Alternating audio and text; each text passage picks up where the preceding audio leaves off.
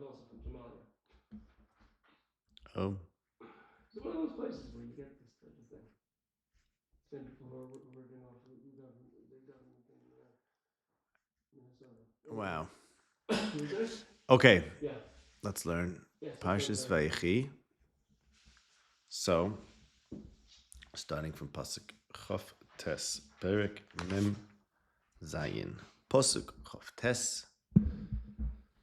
ויקרבו בני ימי ישראל למוס ויקרא לבני יוסף ויאמר להם לא מצא שיכם בעיניך סימנו ידך תחס יבכי ועשיתו עמדי חסד ואמס על נוסק בני במצרים ושוכבתי עם אביסי נסענו במצרים וקטנו בקסום ויאמר אנוכי אעשה חדרך וישבע עלי וישבע עלי השתחו ישראל על ראש המיתו.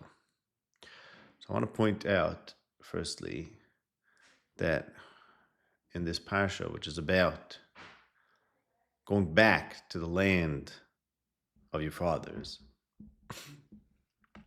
there are a bunch of parallels to another parasha about going back to the land from which you came, and that's regarding the marriage of Yitzchak, where Avram says to the Eved, "Simno yodcha tachas yirechi," and the Eved said to the family, "Im yeshchem oisim chesed ve'emes hagidu li," and he said, and ve'ashbiacha va'ishav alei al davar hazeh, and here it says va'ishav alei, and you have to go back to base Avi there, and here he has to go back to Avoisai.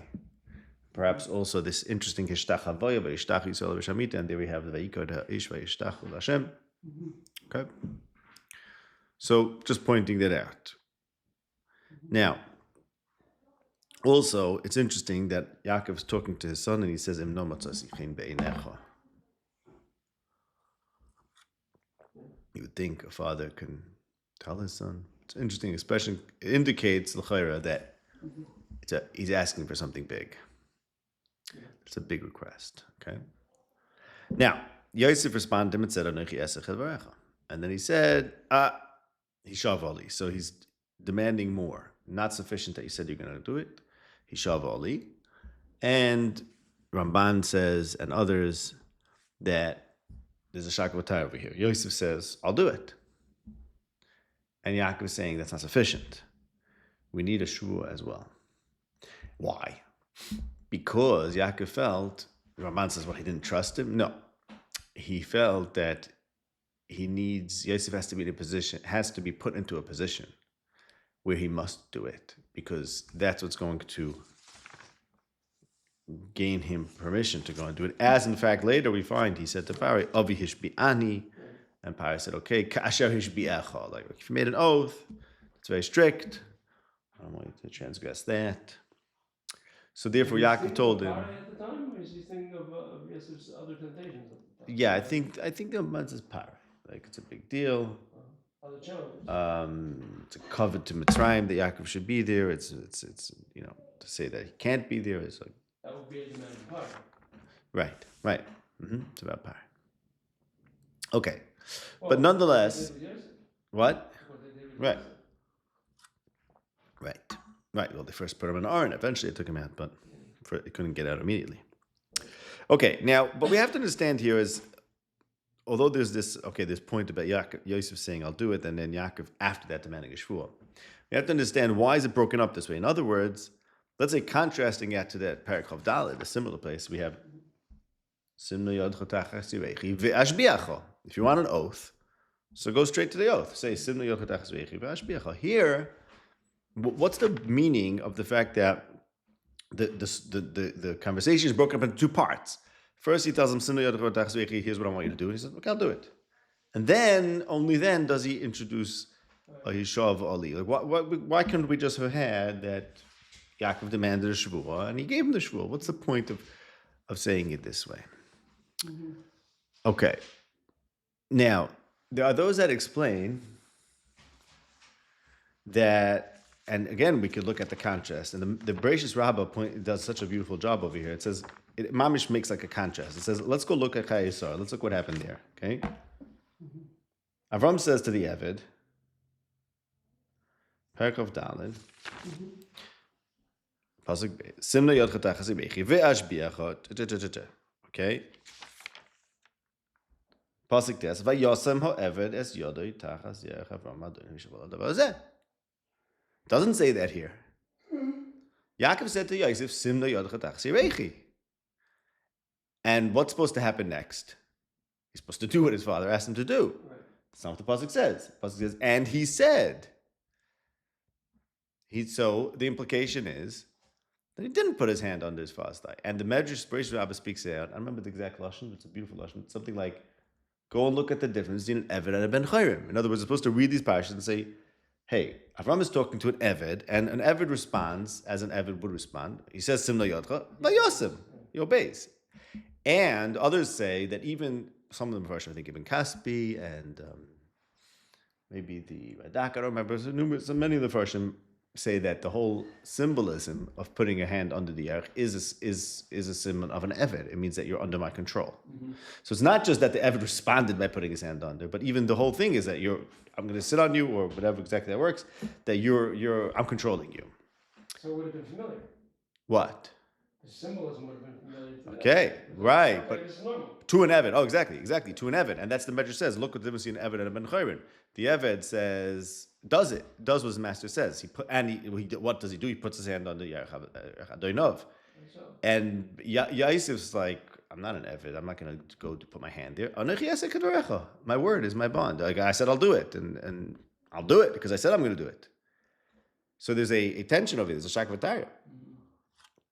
The Bahag says, and others as well, but I think for earlier sources, Bahag, was that Yosef says, I'm not putting my hand on my father's Yerech, not derech eretz. The Bahag says in Hilchos, I don't remember, but he says a son can't wash with his father, can't go to the mechutz with his father, and Yosef said, I'm not putting my hand on my father's Yerech.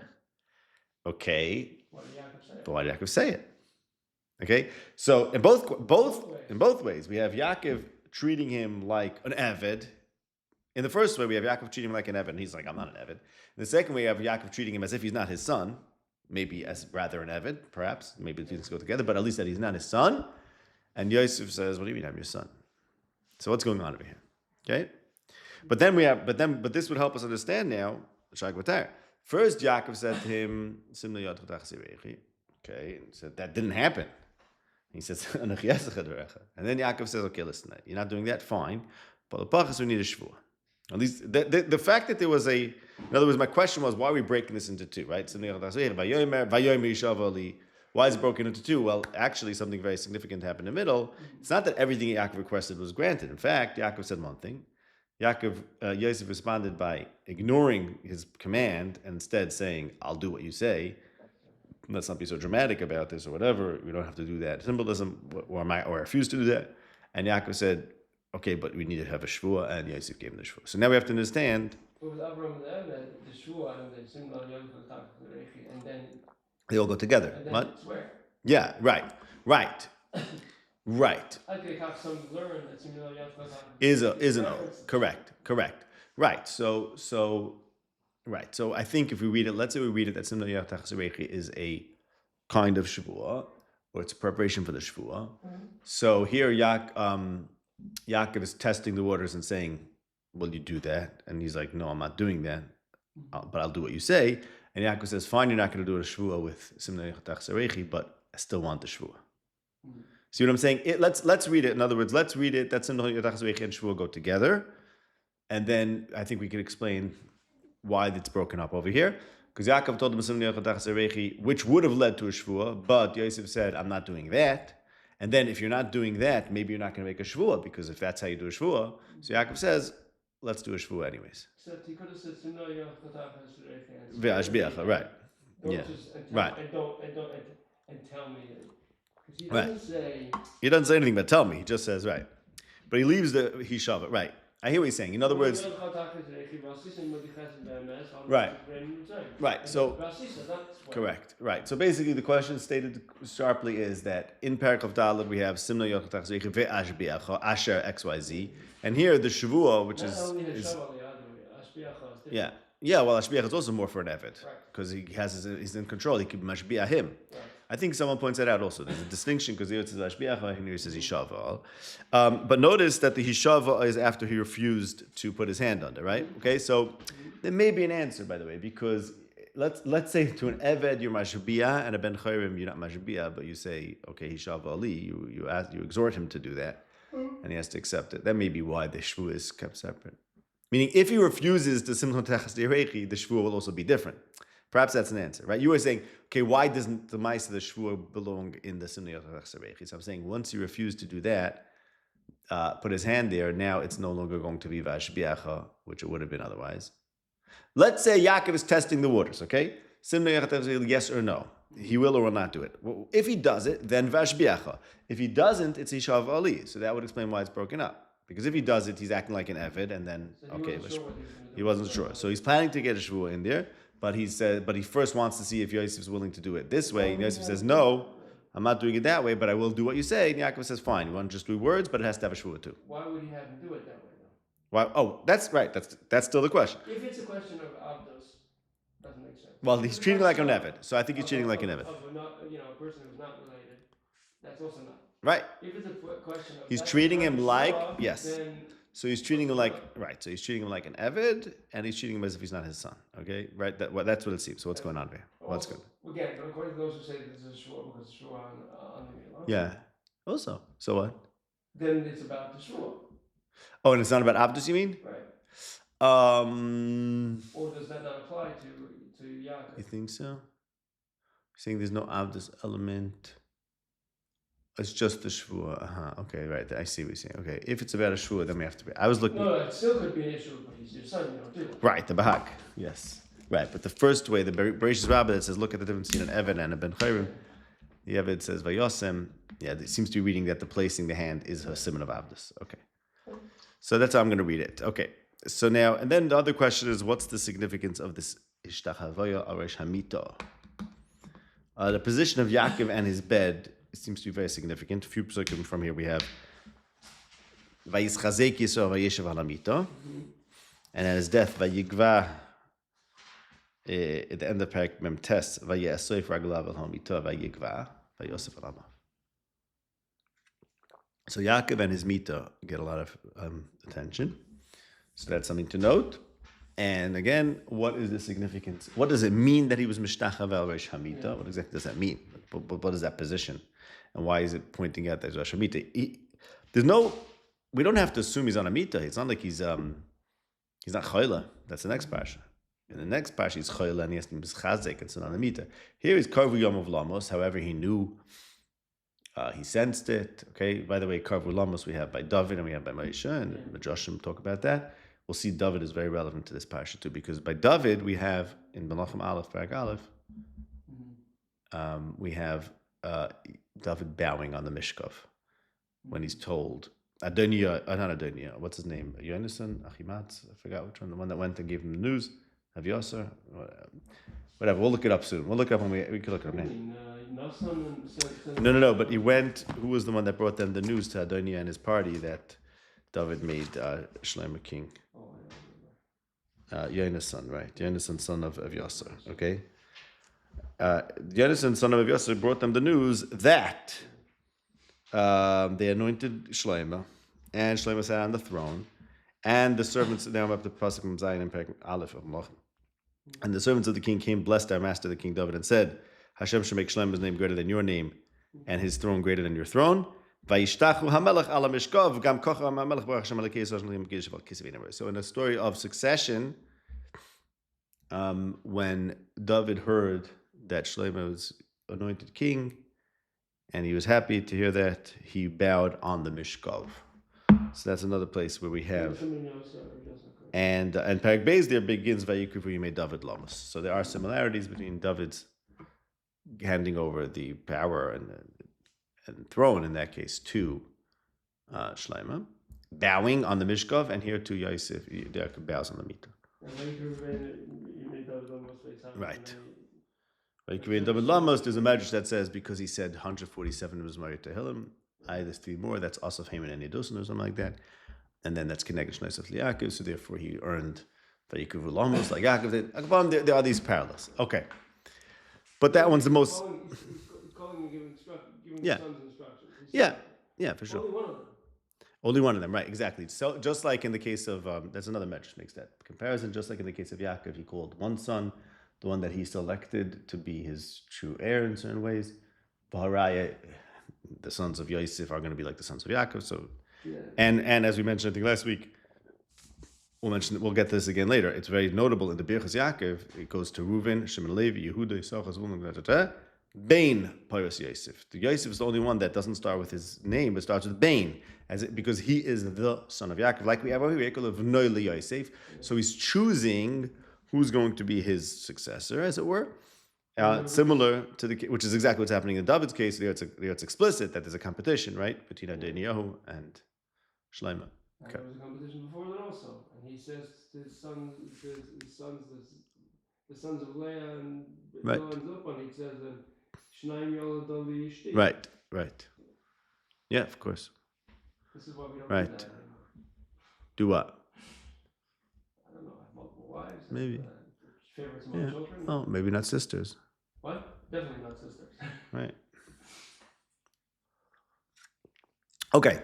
So let's read it like this. So let's read that Yaakov is actually attempting or approaching Yosef, let's say, like an Eved. Because we have these parallels to Perek of Daled. We have this refusal. Mm-hmm. And Yosef's like, what do you mean I'm not your Eved? Mm-hmm. I'm your son. Okay. So now let's take that to its conclusion. That means Yaakov is not sure that Yosef is misnahig as his son. Okay. Right, that's what right? If Yosef responded to Yaakov like, I'm your son, he wasn't sure before that. That means Yaakov wasn't sure. Okay. Now. Well. Yeah, that's what I mean. Just the logic over here. Yes. He says no twice. Yes. He's coming to him with a request 3 times. Wow, I didn't notice that. Wow. Okay. Interesting. Only by the Shavuot, he says, Yishava all. Yeah. Yishava only. Because he's already agreed. Perhaps, but he could have said Yishava all. No. Maybe, it's agreed principle. Okay, now. So. Okay. Okay, very good. Okay, good. So now let's go like this. So, we're keeping that in mind, as we discussed last week, that what's happening in this whole parsha, and this is the beginning of these few psukim here, is that Yaakov calls his son Yosef, Livnoi Yosef, and Yaakov tells him, I have to go back to where my forefathers are. So essentially, there's a tension over here about, does Yaakov follow Yosef, which is what actually happened, that he went down to Mitzrayim because Yosef was there, and that would suggest that he turned his back to Canaan. Now he's in Mitzrayim. That's where he's going to die. That's where he's going to be buried. He calls Yosef and says, listen, you think I followed you, but ultimately when I die, I'm going back to my fathers. And remember, he thought he was going to follow his son to the grave, which is unnatural. But Hashem, it worked out. He's going back to his fathers. Now, going back to his fathers means that when a person dies, we have to look backwards in time, as if he's going back to the previous generations. In which case, my true identity, at death at least, is determined by my predecessors, and therefore I have to be buried with them. So it's like sort of looking at like which way does the history go? You think it moves forward, like we left Canaan, we came to Mitzrayim, we followed Yosef there. So maybe I'm no longer defined as being from the Canaan and belonging in Canaan. Rather, Yosef, Yaakov, belong in Mitzrayim, where I had 17 great years because I was with you, Yosef. Chumash, no. You want to know what I really am? I really follow my fathers. That defines me, and therefore you have to take me there. Now, what? And you're going to follow me. And you're going to follow me, which you're going to follow me, because if I follow them, you follow me. So now, this is not just a matter of Yaakov's burial, this is also a matter of Yosef's identity, Yaakov's identity, and therefore Yosef's identity too. Mm-hmm. So therefore, this then suggests also that, as the Medrash points out, Anochi esach idvarecha, and we have in the end of the parasha, Yosef does the exact same thing. First of all, the psukim are very similar, but also, as we pointed out last week, but also he's mashbiah b'nei Yisrael to take him out. And that's which is a beautiful reading, because it's not just that Yosef is committing to it, it's also that this is actually a message to Yosef, that you are my son, and you're not, meaning your identity really follows me, because my identity follows my father's, and we all have to go back to Canaan. I have to go back, and you have to also go back. So the fact that Yosef is here becoming the Ben, Vayikol B'nai Yosef, and we said he calls him Ben in the next parsha, is actually based on the fact that he's saying, I am identified by my fathers, and therefore you are shaykh to me as well. Okay. Not only is Yosef shaykh to his father as a Bain, but the next parsha is going to tell us that the children of Yosef are like the children of Yaakov, so identified as Yosef with Yaakov that it's even like his children are his. Okay. But why this suggests why this is such a big deal? Yeah. Because Yaakov is telling Yosef that he has to reject Mitzvah identity. That's Mitzvah identity in which he had invested. Right.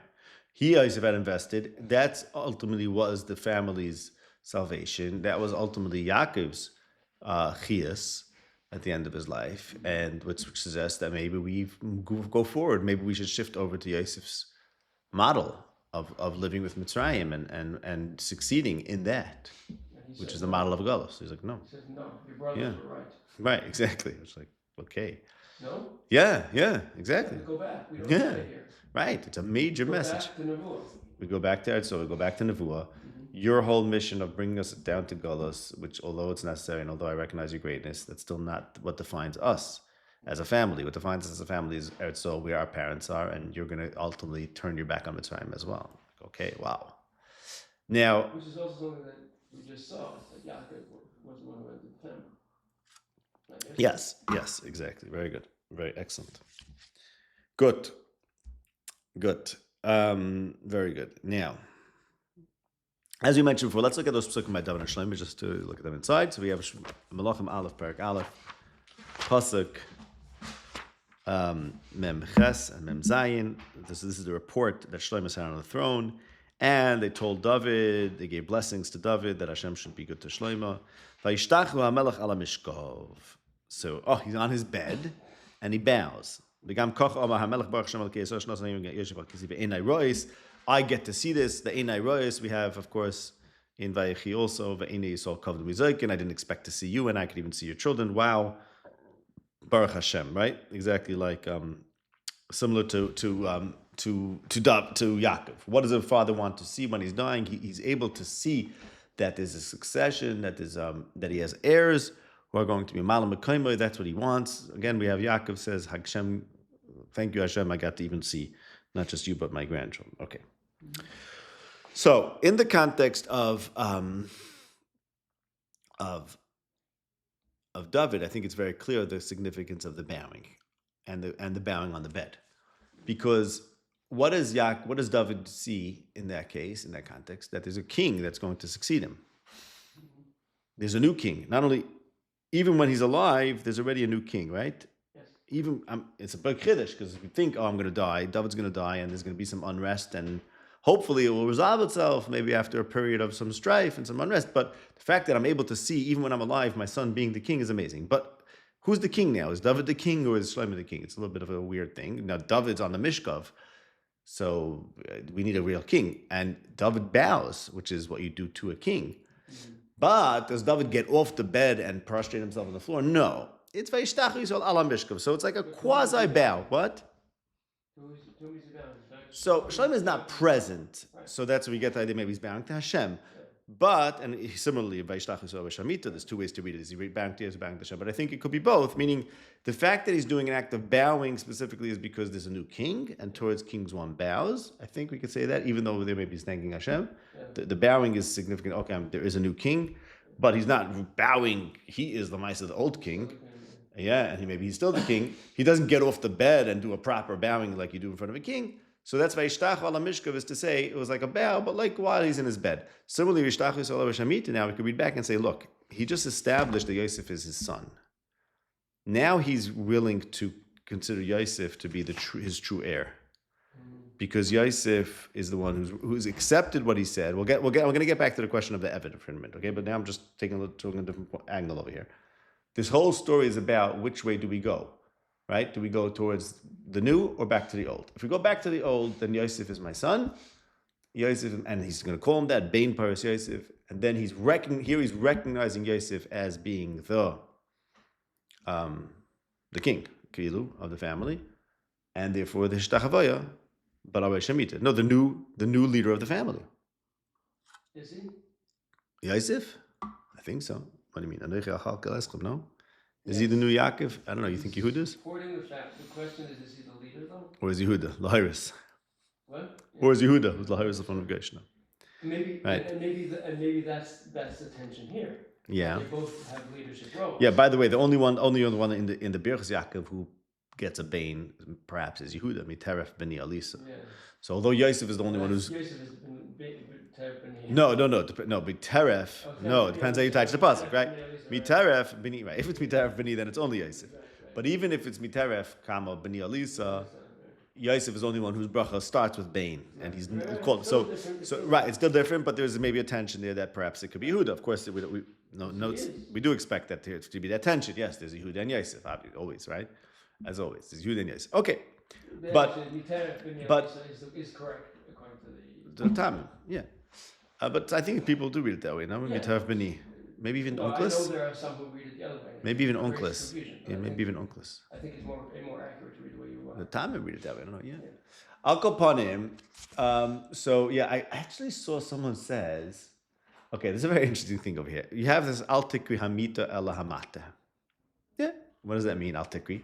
I don't know. Chazal say al tikris. It's my own al tikri. I just made it up. But where do I get this idea from? Because in the Shivim, it says hamata in the Greek. Staff. Okay, and there's other places where this is mentioned. Now, what shaykh is staff? Nobody knows. But I saw someone says that you could read it. I forgot who says this. That he recognized Yosef as being the Rosh Hamata, the head of the Shevet, the head of the family. You could read that. Yeah. Okay. And that's not what it says. I said al-tikri. Yeah, al-tikri. Whatever that, as I said, whatever al-tikri means. Okay. Al-tikri at a minimum means that we're allowed to darshan a word with the different nikud. It could indicate some opening. Yeah. At least it might have that kind of, it evokes that, Okay, so now 1 second. So what are we saying over here? So the significance of bowing al Rosh Hamita is that it's a bow, as if there's a new king, a new leader, but it's not quite getting off the bed and bowing properly as if your mamish is subject. It's a kavdik way that a father bows to his son. Yeah. Okay, very good. And especially appropriate because he's ill, he's old, so he's on a bed, fine. Now, going back to the question of the Eved or not. So I think we could read it like this.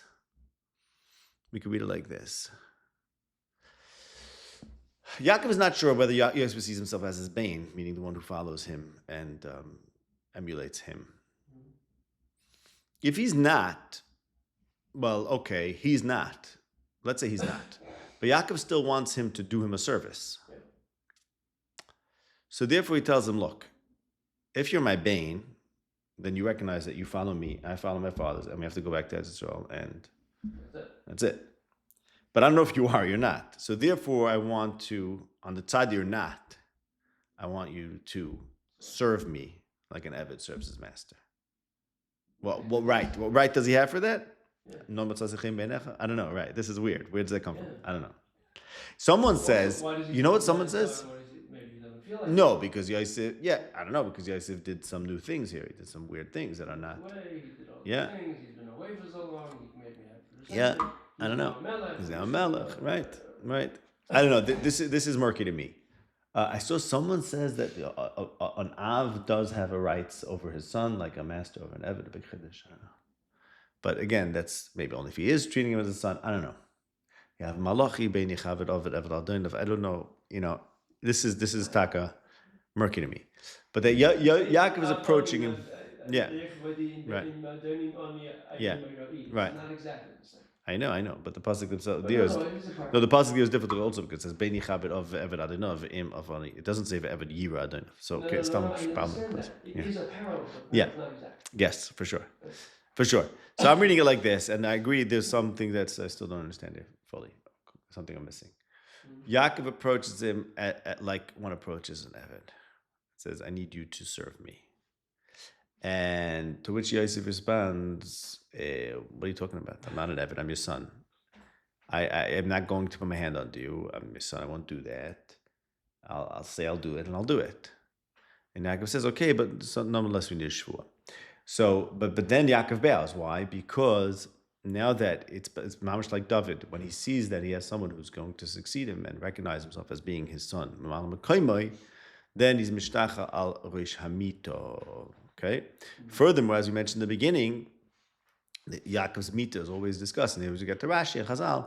That's mitosei shlema. In other words, this is where he's securing his succession.